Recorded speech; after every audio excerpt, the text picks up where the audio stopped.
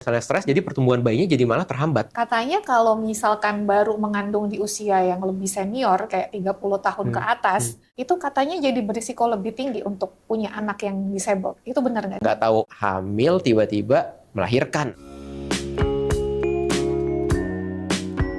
Halo, kembali lagi bersama saya Rifa Sancati dari The Love Story. Dalam episode ke-7 dari playlist Sundays with Expert, saya udah ditemani oleh Dr. Kevin Telly. Kevin Tali. Kevin Telly, oke. Dengan Dr. Kevin Telly, spesialis di bidang kebidanan dan kandungan, OBGYN, ya dok ya. Nah, dalam kesempatan hari ini tuh saya pengen ngobrol aja dok sebenarnya, lebih kepada kesiapan perempuan dan laki-laki untuk menikah dari sudut pandang medis sih. Ya, terutama yang berkaitan dengan bidang keahlian dokter ya. Yang pertama ini langsung aja ke pertanyaannya ya dok ya. Sebenarnya usia yang ideal untuk menikah dan punya anak tuh berapa rentangnya gitu. Karena ini tricky ya kan. Saya pernah dengar kalau nikah terlalu muda nggak bagus untuk kesehatan. SN kayak masih belasan tahun udah nikah, udah punya anak gitu kan. Tapi kalau misalkan kita nunggu siap dulu nih, misalkan secara fisik, mental, emosional, takutnya nanti dianggap ketuaan juga gitu kan. Katanya nanti kalau udah 30 tahun ke atas malah jadi susah punya anaknya gitu kan. Jadi serba salah nih kalau nunggu siap nanti susah punya anaknya. Ya, tapi kalau misalkan ngejar jam biologisnya gitu kan takutnya belum siap secara mental dan emosionalnya gitu. Nah, kalau dari sudut pandang medis nih sebenarnya seperti apa sih, Dok? Iya. Ini sebetulnya pertanyaan menarik banget nih, Mbak Rifa. Jadi memang kita harus blend in, mencari titik temu lah ya, di mana kesiapan mental ini pas nih, fit in sama kesiapan jam biologisnya tadi yang udah disebutkan ya. Jadi memang perkembangan otak manusia, khususnya yang prefrontal cortexnya, itu yang paling ya terakhir matangnya lah. Ya. Jadi itu adalah fungsi di mana kita bisa mengambil keputusan jangka panjang, emosi lebih stabil, lebih nggak meluap-meluap gitu kan. Dibandingkan misalnya kita pada saat remaja lebih emosional. Betul. Lebih pengen nyoba hal-hal yang tanda kutip ekstrim. Yang berisiko gitu ya. tinggi. Iya. Nah, kalau di usia 25 tahun ke atas, memang kita secara mental, secara kognitif memang lebih dikatakan lebih siap lah.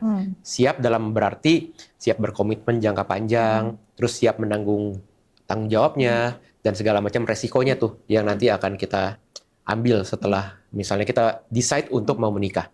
Gitu. Cuman memang ada jam biologis, khususnya untuk wanita. Ya, jadi untuk wanita itu di mana seorang wanita dilahirkan, dia udah ada tuh cadangan sel telurnya. Jadi kalau sel telur itu adalah kalau yang kita tahu di mana sel telur itu bisa dibuahi sama sperma tuh. Jadi supaya nanti terjadi kehamilan. Nah, sel telur ini memang udah dikasih nih pada saat seorang lahir tuh, oh udah nih jatahnya segini ya. Gitu. Nah, dan itu akan terus berkurang tuh. Seiring bertambahnya usia. Tiap kali menstruasi kah? Betul. Jadi dia akan setiap kali menstruasi akan berkurang sampai memang nanti di usia 35 tahun. Penelitiannya sampai 35 tahun bahwa itu adalah masa-masa yang memang kalau hamil resikonya lebih rendah lah, cenderung lebih rendah dibandingkan hamil di usia di atas 35 tahun. Gitu. Jadi makanya sekarang tuh banyak yang egg freezing supaya membekukan sel telurnya gitu. Hingga suatu saat nanti misalnya dia udah umur lebih dari 35 baru mau dipakai gitu ya. Nah, memang itu jam biologis memang sudah ada tuh. Jadi dari sananya memang udah ada jam biologis. Nah, itu gimana kita mempertemukannya? Secara emosional kita udah matang dan secara fisik juga memang sudah siap untuk hamil dan mempunyai keturunan nantinya. Kalau misalnya memang komitmennya berdua ini, sepasang ini memang pengen punya anak. Gitu. Karena kita tahu kalau menikah ini kan bukan berarti harus punya anak. Itu dia. Gitu kan? Betul. Sebetulnya gitu ya. Iya, betul. Jadi pernikahan ini adalah di mana komitmen antara kedua insan, si pria dan si wanita ini. Gitu. Entah nantinya dia mau punya anak atau enggak, itu urusan lain lagi.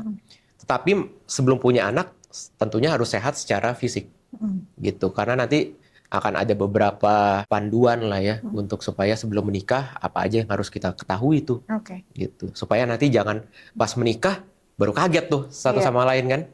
Loh, kok kamu ternyata ada ini gitu kan. Gitu. Nah, berarti yang di atas 35 tahun tadi itu kan resiko yang udah dokter sebutkan lebih kepada bahasa gampangnya jumlah produksi sel telurnya itu kan sudah berkurang. Ya. Ya kan, seperti itu. Nah, terus kalau dari segi kehamilannya apakah jadi lebih beresiko tinggi juga? Misalkan lebih rentan keguguran, atau lebih berat mualnya, atau apanya gitu, atau sakitnya, gimana tuh? Ya, betul. Nah, memang jadi bukan sekedar hanya dari jumlah sel telur, tetapi dari kualitas sel telurnya tersebut memang cenderung lebih menurun. Sehingga nanti dia akan berdampak nih pada saat seseorang ini hamil, tentu akan ada dampak untuk ibunya. Nah, ibunya ini memang resiko untuk ibunya makin tinggi. Contohnya misalnya terjadi preeklamsi atau tekanan darah tinggi pada saat hamil tuh. Ya gitu. Jadi pada saat ibunya hamil, tekanan darahnya jadi tinggi. Bahkan ada beberapa yang bisa sampai kejang, namanya eklamsi. Ibunya kejang? Ibunya. Ibunya gitu. Jadi saking tekanan darahnya tinggi ataupun nggak terlalu tinggi dia bisa kejang. Gitu, itu satu. Terus resiko untuk ke bayinya juga bisa. Resiko bayinya misalnya prematur atau pertumbuhan janinnya jadi terhambat. Jadi dia kecil bayinya. Dia nggak bisa sampai 3 kilo, 3,5 kilo nggak bisa. Paling 2 kilo, 2,2 kilo gitu. Jadi kecil bayinya. Nah, jadi itu adalah resiko yang bisa terjadi lah. Kalau misalnya si ibu ini di mana hamil memang sudah dalam usia yang lebih matang dibandingkan hamil di usia 20-an. Gitu. Nah, terus kalau ini kan sekarang harusnya teknologi medis sudah lebih canggih kan sih, Dok? Udah ada nggak sih kayak upaya penanganan khusus untuk para wanita yang baru hamilnya memang di usianya tuh di usia yang tadi lebih rentan gitu? Betul. Jadi kalau misalnya ditanya untuk medis atau misalnya cara prevention ya. Cara prevention sampai saat ini memang kita lebih utamakan ke nutrisinya. Gitu. Jadi nutrisinya itu kita perbaiki dulu nih dari sebelum hamil. Jadi di mana seseorang udah berencana untuk menikah dan mau hamil, itu kan direncanakan. Nah, itu akan lebih baik dibandingkan misalnya tiba-tiba hamil. Gitu. Karena sesuatu yang direncanakan pasti akan lebih baik lah dalam urusan ini ya. Gitu, dalam urusan pernikahan dan mau punya anak. Karena kenapa harus direncanakan? Karena itu akan berdampak untuk jangka panjangnya. Berapa jumlah anak yang diinginkan, terus jarak antar anak itu harus berapa tahun, itu lebih baik direncanakan. Karena itu akan berdampak ke seluruhnya tuh, ke finansial, ke emosi, dan segala macam. Dimana kan kalau misalnya kultur timur, pasti kan itu kita cuma nggak menikah antara laki-laki dan perempuan. Pasti ada keluarga besarnya juga tuh. Betul, ikut terlibat di situ. Iya, nah itu yang akan seenggaknya diimbangi lah. Gimana caranya kita untuk mengimbangi semuanya itu. Jangan sampai baru lahir udah hamil lagi gitu kan. Nah nanti totonya secara finansial ternyata harus masih dibantu oleh keluarga besarnya dan segala macam. Itu nanti pasti akan menjadi bumerang lah, bisa jadi bumerang untuk si pasangan ini. Betul. Gitu. Kalau misalnya prevention tadi kembali lagi ke nutrisi. Jadi ada yang namanya kita kasih asam folat. Asam folat. Jadi asam folat itu bisa dikasih dari 1 sampai 3 bulan nih bahkan sebelum mau punya anak. Gitu, sebelum hamil. Dan juga cukupi kalsium segala macam itu harus dicukupi. Nah, akan lebih baik kalau misalnya pengen punya anak, ya konsultasi aja dulu gitu. Jadi kita bisa lihat nih, ada kelainan tertentu nggak dari si wanitanya bahkan atau si prianya. Gitu. Tentu misalnya pola hidup juga pasti ngaruh ya. Kalau misalnya yang ngerokok atau minum minuman, nah itu sebaiknya dikurangin dulu deh. Ngerokok termasuk vape. Gitu ya. Jadi kita nggak bisa membandingkan nih, kok si A dia ngerokok aja, tapi cepet banget tuh istrinya hamil gitu kan. Bayinya sehat-sehat aja gitu dan kan. bayinya sehat. Ada yang bilang gitu ya. Nggak bisa, jangan begitu ya. Jadi berat badan juga harusnya ideal. Baik itu si suami ataupun si istrinya. Jadi nggak bisa tuh yang terlalu gemuk atau terlalu kurus, itu sebaiknya kita idealkan seideal mungkin lah. Jadi seenggaknya tubuhnya udah siap dulu nih kalau misalnya suatu saat memang hamil. Karena dengan berat badan ideal itu akan memperbaiki kualitasnya juga. I see. Gitu. Berarti sebenarnya datang ke Opjin tuh jangan ketika udah hamil ya. Dari sebelumnya harusnya udah mulai datang dulu ya. Betul. Jadi sebetulnya banyak yang bisa kita periksa sih sebetulnya dari sebelum hamil. Contohnya misalnya ada pasien yang datang premarital check up. Nah itu premarital check up itu akan kita periksa pasti dari darahnya dulu tuh. Darahnya darah lengkap segala macam. Apakah dia ada penyakit keturunan, misalnya penyakit kelainan darah, atau misalnya ada diabetes dalam keluarganya, itu bisa kita screening dulu. Sampai nanti pemeriksaan yang namanya misalnya untuk periksa infeksi. Infeksi itu dari pihak wanita atau dari pihak pria, itu harus dicek. Misalnya infeksi yang paling sering hepatitis, HIV, hepatitis B itu bisa. Terus kita juga bisa cek untuk rekod vaksinnya. gitu. Riwayat vaksinnya dia udah divaksin apa aja. Karena ada beberapa vaksin yang memang bisa kita berikan sebelum hamil dan itu bisa mencegah penyakit menular. I see. Gitu misalnya vaksin hepatitis, vaksin HPV. HPV itu yang menyebabkan kanker mulut rahim atau kanker serviks. Nah itu di pria juga bisa ternyata bisa menyebabkan kanker penis atau kanker anus atau dari kerongkongan juga bisa. Gitu. Jadi itu bisa divaksin sebetulnya. Baik wanita maupun si prianya. Oh, ada vaksin buat pria juga? Ada, itu bisa divaksin untuk pria. Kalau HPV yang buat perempuan aku tahu tuh. Iya, sama sebetulnya vaksinnya. Oh, sama? Sama. Kenapa itu identiknya buat perempuan doang ya? Nah, itulah awareness yang masih belum digaungkan lah. Gitu. Jadi sebetulnya si pria juga boleh untuk divaksin. Gitu. Oh gitu? Gitu. Jadi jangan sampai si wanitanya kita vaksin, totonya si pria sebagai pembawanya, terus jadi kemana-mana gitu. Oh iya, jadi kurang efektif juga dong ya vaksin di pihak perempuannya ya? Betul. Gitu. Jadi itu salah satu contoh dan bisa kita lakukan pemeriksaan USG namanya. Oh, jadi di premarital itu pertama tes darah, yang kedua USG. Iya. Gitu. USG-nya pun tentu kalau misalnya belum ada riwayat hubungan seksual, pasti USG dari perut atau dari anus, namanya transrektal. Oh, Gitu. Jadi itu untuk melihat si rahimnya itu apakah ada kelainan lah, misalnya paling sering miom atau polip. Oh, itu bisa kelihatan kista. dari situ. Bisa. Oh, I see. Gitu. Jadi tujuannya bukan mencari kesalahan sih sebetulnya. Jadi bukan mencari ini kekurangan si pasangan ini, itu bukan. Jadi tujuannya untuk lebih ke transparansi dan kesiapan nantinya sih. Jadi apakah si masing-masing pasangan bisa saling menerima atau enggak, gitu. Dan gimana kita berusaha untuk bersama-sama, untuk jalan bersama, untuk belajar bersama tuh, untuk supaya ya kita bisa membangun suatu keluarga yang harmonis. Gitu. Transparansi ini tapi berarti bisa bikin bubar juga ya, bisa batal nikah ya pas beritahu check up, karena ternyata kayak masalah penyakit bawaan ya. Kalau nggak salah kan ada juga penyakit bawaan yang kalau sampai mereka nikah sebaiknya nggak punya anak, itu kan benar ada ya? Ada. Ya ada beberapa kasus seperti itu dan juga misalnya ada kelainan jantung dari si ibunya juga bisa tuh. Oh gitu? Jadi kelainan jantung yang berat misalnya yang memang kita tidak rekomendasikan untuk mempunyai anak. Oh gitu. Gitu. Itu dicek juga di premarital? Bisa. Oh gitu? Bisa. Berarti kayak full body check up dong? Full body check up. Oh Berarti selain tadi tes darah, USG sama full body check up yang lain-lain juga ya? Sayangnya cuman di sini kan kita belum bisa surrogate mother ya. Iya. Gitu. Jadi bukan sayangnya lah maksudnya. Kondisi yang di sini tuh di Indonesia maksudnya belum memungkinkan tuh untuk dilakukan seperti itu. Betul. Gitu. Apabila si ibunya ini mempunyai penyakit tertentu, kondisi tertentu ya. Gitu. Kondisi medis tertentu yang memang tidak direkomendasikan untuk hamil. Untuk hamil. Gitu. Kalau misalnya di luar negeri misalnya, mereka bisa surrogate mother di mana si sel telur dari si wanita ini diambil dan terjadi pembuahan tuh dari sperma pasangannya terus ditanam di orang lain. Di rahimnya orang lain. Di rahim orang lain. Gitu.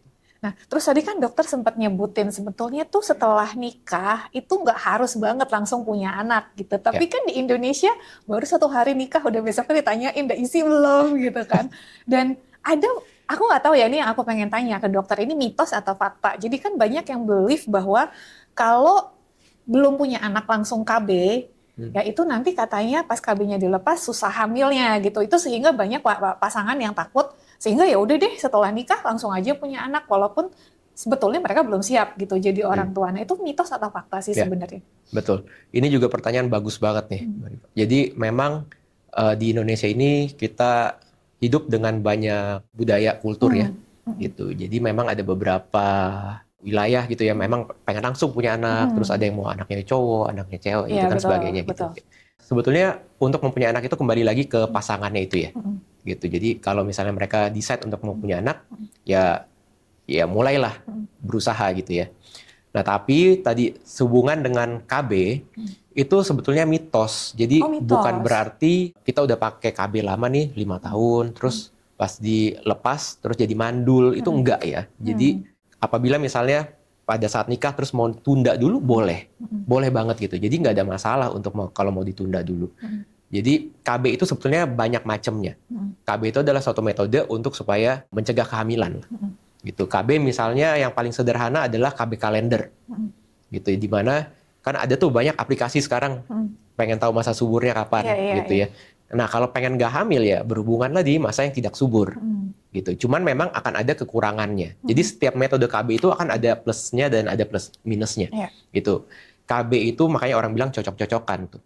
Jadi misalnya cocok ke si A belum tentu cocok ke si B. Gitu. Misalnya menstruasinya nggak teratur. siklusnya berantakan. Tentu nggak bisa pakai metode KB kalender. Gitu. Jadi dia harus KB yang lain. Coitus interruptus nama kerennya. Jadi spermanya itu dikeluarkan di luar misfi. Oh, itu ada istilah kerennya. Ada, itu istilah kerennya. Oke, susah ya. Istilah bahasa asingnya ya. Iya. Nah, itu adalah supaya si sperma itu dia nggak masuk tuh. Tapi itu ada kekurangannya juga. Dimana kalau misalnya, kan sebelum ejakulasi, ada cairan yang keluar dulu tuh. Nah, itu biasa memang tidak disadari oleh kedua belah pihak. Gitu. Jadi terlambat. Iya, jadi cairannya itu memang sudah mengandung sel sperma. Jadi sudah bisa membuahi gitu.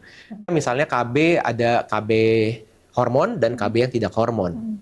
Gitu. KB yang hormon adalah misalnya pil, suntik, terus ada patch yang kayak koyo. Oh, ada ya? Ada. Oh, itu aku baru tahu. Iya, itu juga ya ada plus minusnya. Itu semua mengandung hormon. Nah, kalau hormon itu efeknya ke seluruh tubuh lah. Gitu ya, ada beberapa yang jadi mual, ada yang sakit kepala gitu ya. Dan ada yang KB yang tidak hormon. Tidak hormon itu misalnya kondom, yang tadi KB kalender gitu ya. Terus ada yang namanya spiral atau IUD. IUD. Gitu. Itu boleh dipakai kalau memang sudah ada riwayat hubungan seksual. Gitu. Nah, berarti sebenarnya walaupun masing-masing KB ini ada efek sampingnya bukan bikin mandul ya? Bukan. Jadi memang kalau misalnya KB hormon itu kan dia diserap ke seluruh tubuh ya.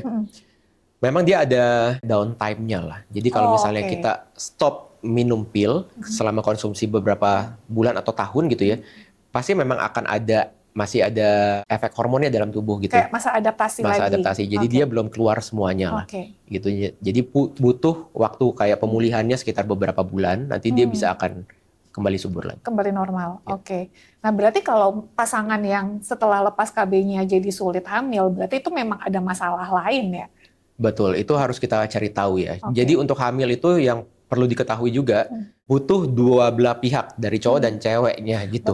Jadi ya jangan disalahkan si wanitanya nih, gitu kan? Itu juga benar. Gitu. Jadi ini nih istrinya belum hamil nih, mungkin kenapa-napa gitu. Jadi butuh kerjasama lah. Si suaminya juga perlu diperiksa gitu. Yang diperiksa adalah si spermanya atau misalnya ada juga kondisi varikokel namanya. Jadi pelebaran pembuluh darah di bagian testisnya. Jadi itu akan mempengaruhi dari kualitas spermanya. Gitu. Dan hal-hal yang seperti itu termasuk diperiksa saat premarital juga? Bisa juga? Bisa. Mungkin itu ya fungsinya konsultasi lebih awal, ya supaya tahu ini kira-kira kesulitannya seberapa besar ya. Kalau pasangan yang kemungkinan besar nggak akan sulit ya, berarti kan mereka menunda juga kayak masih lebih aman kan ya? Sebetulnya keputusan untuk punya anak atau menunda itu kan keputusan bersama antara mereka ya. Betul. Gitu. Karena mereka yang tahu nih akan kesiapannya mereka ke depan gitu kan. Mental, financial gitu ya. Betul. Jadi pertimbangannya untuk punya anak juga banyak. Jadi bukan hanya hamil nih, berhasil hamil. Terus cara besarin anaknya masih belum tahu gitu ya. Terus belum siap dan segala macam, itu nanti kesian anaknya. Gitu kan, karena itu anak adalah tanggung jawab orang tuanya gitu. Karena anak nggak diminta untuk anak nggak meminta untuk dia lahir gitu kan. Itu yang pengen mau punya anak adalah orang tuanya.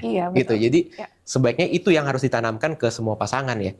Apabila mereka udah decide untuk mau punya anak, ya mereka udah harus siap nih gimana. Sebetulnya siap itu bukan berarti kita harus siap financial selama 10 tahun ke depan ya. Gitu. Karena kalau untuk tunggu 10 tahun ke depan mungkin nggak akan mau punya anak gitu. Ya. Jadi memang ada beberapa itu yang harus dikonsultasikan lagi sih, misalnya ke psikolog atau misalnya kemana, financial planner gitu ya. Nah itu untuk gimana caranya dikatakan siap. Gitu. Kalau tapi secara medis tentu harus ada ukurannya objektif untuk kita periksa. Oh ini memang layak nih kalau dia mau tunda atau misalnya dia mau langsung punya anak. Nah, makanya buat teman-teman yang suka nyimak YouTube ya The Love Story, itulah kenapa Sundays with Expert itu tuh expertnya macam-macam. Jadi kita udah pernah undang dari financial planner-nya dok, terus pernah ada seksolog juga. Nanti setelah ini ada psikolog ya, persis karena itu alasannya. Karena kesiapan itu kan kompleks ya, nggak cuma berdasarkan satu variabel aja gitu. Dan harapannya kita memang bisnisnya perjodohan, tapi bukan berarti kita maksain orang, kamu harus nikah sekarang. Enggak apa-apa ketemunya di komunitas kita sekarang sambil sama-sama belajar dulu ya tentang kehidupan pernikahan ini, bisa dari podcastnya, kemudian dari acara-acara offline-nya kita juga sih gitu ya. Nah ya harapannya itu supaya nanti anak-anak yang lahir ini bisa menjadi anak-anak yang tumbuh di keluarga cemara gitu sih. Itu yang jadi misi kita sih dari The Love Story sebetulnya. Good sih. Thank you. Nah terus to the next question juga ya, ini sekarang lebih ke storytelling ya dari pengalaman dokter di Opjin. Kalau kita lihat di drama-drama ya, drama-drama medical, itu kan kalau dokter-dokter kandungan tuh kayak seperti punya hubungan yang kayak personal nih sama pasiennya gitu. Kalau di film-film diceritain dokternya sampai tahu drama rumah tangga pasiennya gitu.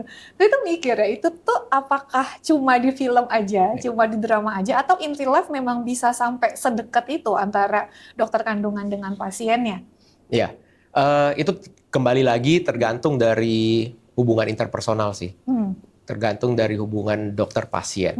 Tentu dokter untuk berkomunikasi atau berinteraksi ke pasien itu pasti akan ada professionalism gitu. Jadi kita akan memberikan advice itu apabila memang dibutuhkan sama si pasiennya gitu. Tapi kalau pasiennya memang nggak butuh advice, tentu enggak. Dan advice-nya pun pasti sebisa mungkin itu adalah profesional. Jadi memang hubungan medis gitu. Tetapi apabila misalnya memang psikolog, itu kan memang dia bisa lebih touch ke psikisnya ya. Psikisnya, betul. Tapi memang untuk perubahan selama hamil, itu ada perubahan fisik dan perubahan psikis. Perubahan psikis itu memang terjadi pada saat seorang itu hamil. Jadi di mana si ibu hamil ini akan menjadi lebih mellow gitu ya, tiba-tiba menangis gitu. Terus tiba-tiba perasaan campur aduk. Nah, itu di mana ya, untuk itu ya kita bisa memberikan advice gitu. Tapi kalau misalnya terjadi KDRT dan segala macam itu sudah di luar ranah tuh. Di luar ranah seorang dokter Opjin ya. Gitu. Jadi itu harus benar-benar bijak. Maksudnya untuk melihat nih di mana memang kita batasannya. Gitu. Jadi jangan sampai malah kita masuk terlalu dalam dan itu yang jadi faktor perusak rumah tangga lagi nantinya gitu kan. Malah jadi ributnya makin parah. Betul. Ya serahkanlah kalau misalnya di bidang itu ya kasih ke profesionalnya aja gitu. Jadi harus tahu batasannya. Tapi memang ada beberapa yang indahnya jadi dokter Opjin adalah ya kita membawa kebahagiaan gitu ya. Kita memberikan berita bahagia lah, gimana misalnya seseorang berhasil hamil gitu ya, dan ada orang-orang yang program hamil sampai puluhan tahun gitu terus berhasil hamil gitu kan, itu dimana touch interpersonalnya tuh ada. Jadi nggak heran pasien-pasien yang hamil itu seneng tuh malah kontrol balik, maksudnya setiap bulannya mereka seneng untuk mau kontrol gitu. Malah kalau udah habis lahiran malah kangen jadinya. Pas di USG ya udah kosong, udah nggak ada bayinya gitu. Jadi pengen hamil lagi gitu, ada tuh yang kayak begitu beberapa. Jadi itu dijaga lah hubungan baik antara dokter dan pasien gitu. Nah, kalau tadi kan kita ngomong masalah kesiapan ya, kesiapan orang tua, bukan cuma dari pihak ibunya ya, dari pihak ayahnya juga untuk hamil, melahirkan dan membesarkan anak gitu. Nah, kalau dari sudut pandang medisnya, ada nggak sih pengalaman dokter melihat pasien yang sebetulnya mereka nih belum siap untuk jadi orang tua, baik secara psikis, fisik, bisa jadi juga ya mental atau kondisi ekonomi, tapi ya udah terlanjur hamil, mau gimana lagi gitu. Nah, waktu itu gimana pengaruh ketidaksiapan mereka terhadap kehamilan dan kondisi janinnya? Apakah ada pengaruhnya? Iya, jadi untuk kesiapan fisik itu udah pasti nomor satu. Pasti. Dimana sih kalau kita lihat si ibunya ini sehat, bapaknya sehat, berarti dia tidak, dalam tanda kutip, tidak ada kendala secara fisik. Kedua, kita lihat apakah sudah nikah atau belum nih. Gitu ya. Nah, itu akan menjadi pertimbangan buat mereka. Gitu ya. Terus ketiga, misalnya dari psikisnya. Jadi dari faktor psikologis. Terus keempat, dari finansial. Yang paling banyak menyita waktu adalah konseling mengenai psikisnya lah.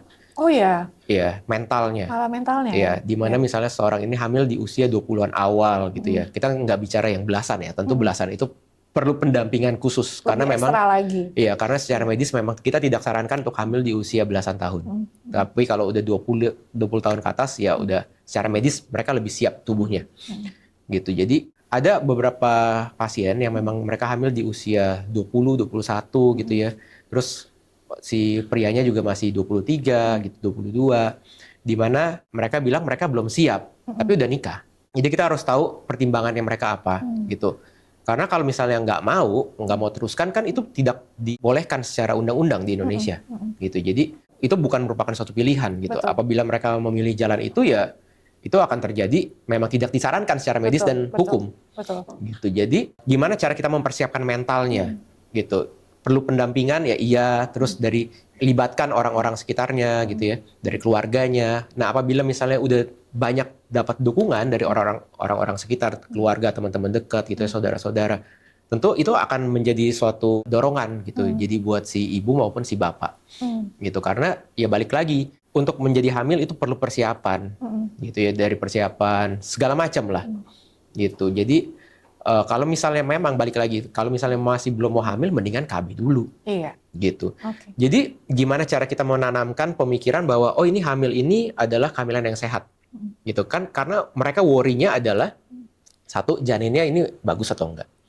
Kedua, kita siap atau enggak.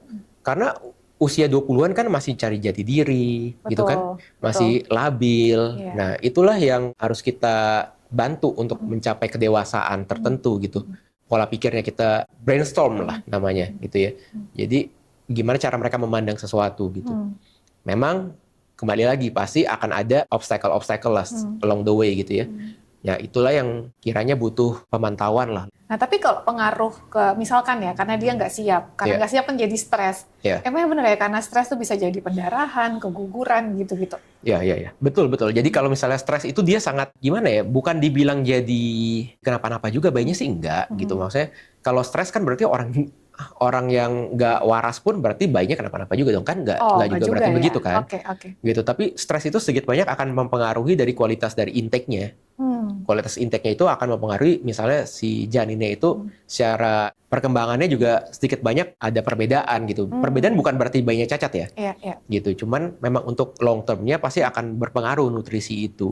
Gitu. Jadi apabila misalnya dia nggak mau makan, terus nggak mau minum multivitamin, nah itu yang akan disayangkan. Oh, jadi karena stres jadi si ibunya ini nggak menjaga tubuhnya gitu ya? Dan ada beberapa penelitian kalau misalnya stres, jadi pertumbuhan bayinya jadi malah terhambat gitu. Gitu, jadi bayinya kecil. Padahal yang kita tahu kalau bayi itu kan masa emasnya itu adalah 2 tahun pertama kehidupan, gitu, 1000 hari pertama. Nah, 1000 hari pertama itu adalah dihitung dari dia hamil. Oh, dari masih di kandungan? Dari masih di kandungan sampai nanti dia lahir, terus dia berumur 2 tahun gitu. Gitu, itu adalah perkembangan emasnya. Jadi perkembangan otaknya, segala macam sarafnya itu terbentuk di situ. Perkembangan sangat pesat. Gitu. Jadi perkembangan itu didukung oleh nutrisi. Jadi kalau nutrisinya dia kurang optimal itu yang disayangkan di situ. Nah, terus tadi kan dokter sempat nyinggung soal janin yang lahir dalam keadaan cacat atau disabilitas gitu ya. Itu kan saya pernah dengar juga nih, nggak tahu nih ini mitos atau beneran ya. Katanya kalau misalkan baru mengandung di usia yang lebih senior, kayak 30 tahun ke atas, baik itu bisa si pihak ibunya atau si pihak ayahnya gitu ya, itu katanya jadi berisiko lebih tinggi untuk punya anak yang disable. Itu benar nggak sih? Betul. Oh, betul ya itu ya? tadi, makanya penelitiannya kalau di atas 35 tahun si ibu, ya itu resikonya salah satu itu tuh. Oh, jadi, salah satunya itu juga? Selain keguguran, angka kecacatan terjadinya pada janin itu lebih tinggi secara statistik ya. Nah, tapi itu jangan takut juga ya buat ibu-ibu gitu ya. Jadi yang udah umur 35 tahun ke atas dan yang ingin program hamil, yang masih ingin hamil gitu ya, itu nggak apa-apa. Maksudnya tetaplah bertekad gitu, dengan tekad bulat gitu, dengan berusaha. Berusahanya juga pasti harus optimal. Jadi kembali lagi ke nutrisinya ya. Gitu. Jadi kalau nutrisinya baik, nah itu salah satu faktor untuk mencegah terjadinya kecacatan pada janin. Gitu. Jadi kalau misalnya si ibu ini ada kencing manis, nah diobati dulu tuh kencing manisnya. Gitu. Atau misalnya ada penyakit apa gitu, tiroid, gitu diobati dulu tuh tiroidnya. Supaya itu pada saat hamil ya udah siap tubuhnya.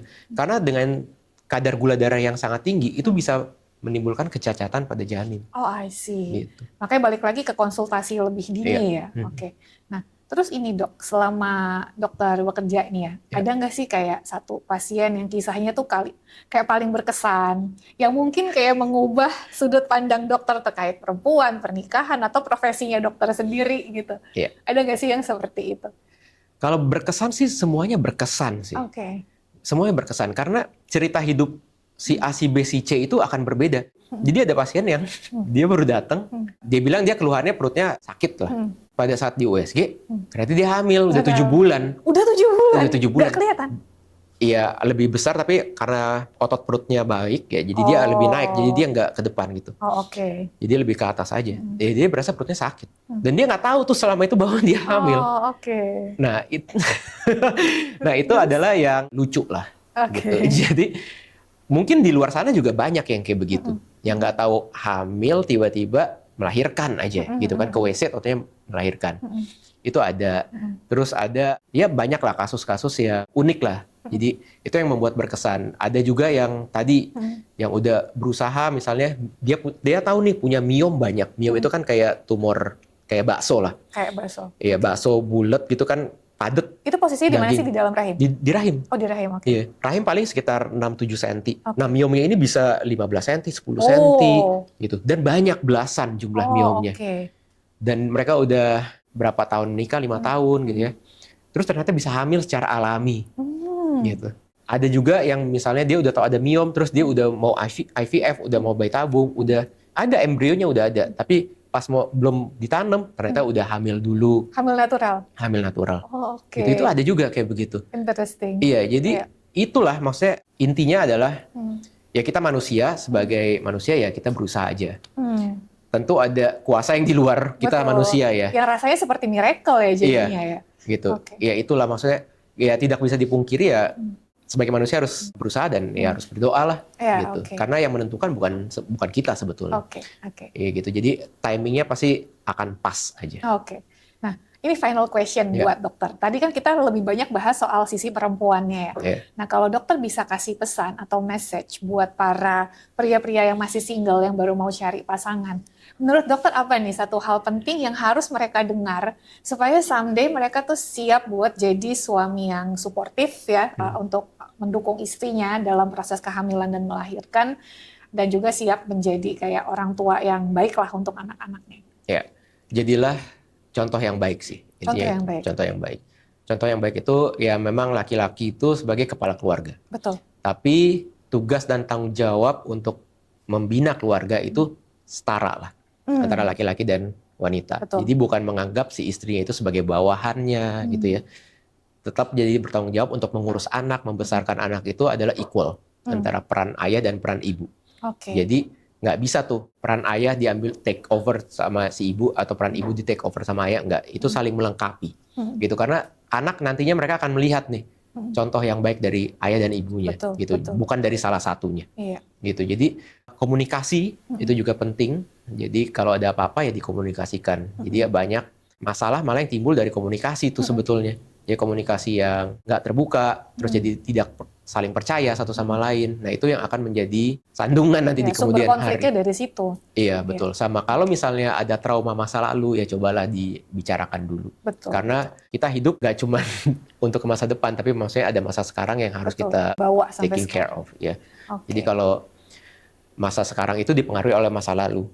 Jadi kalau masa lalunya belum selesai itu akan mempengaruhi masa sekarang dan masa depan. Gitu. Thank you so much, Dr. Kevin. Sama-sama. I learned a lot from you. Nah, semoga teman-teman dari sini udah punya bayangan apa aja sih yang harus disiapkan mulai dari sekarang. Ya, karena sekali lagi tadi poin pentingnya kalau kita mau ngomongin punya anak, siap-siapnya nggak usah nunggu hamil dulu. Ya, tapi udah jauh sebelum itu, jauh dari sebelum menikah ya. Kalau bisa dilakukan premarital check-up terlebih dahulu. Oke. Demikian episode Sundays with Expert bersama Dr. Kevin Tali. Buat teman-teman yang ingin berpartisipasi dalam acara offline-nya kita, baik yang sifatnya untuk ketemu jodoh atau sekalian belajar, ya belajarnya macam-macam, bisa financial planning, atau mungkin someday dokter bisa jadi teacher-nya kita di acara offline-nya kita. Ya, tentang persiapan pernikahan, bisa gabung dulu aja sama komunitas WhatsApp-nya kita, linknya ada di bio, atau ada juga di deskripsi video ini. Finally, thank you for watching, jangan lupa like dan jangan lupa subscribe. Bye-bye!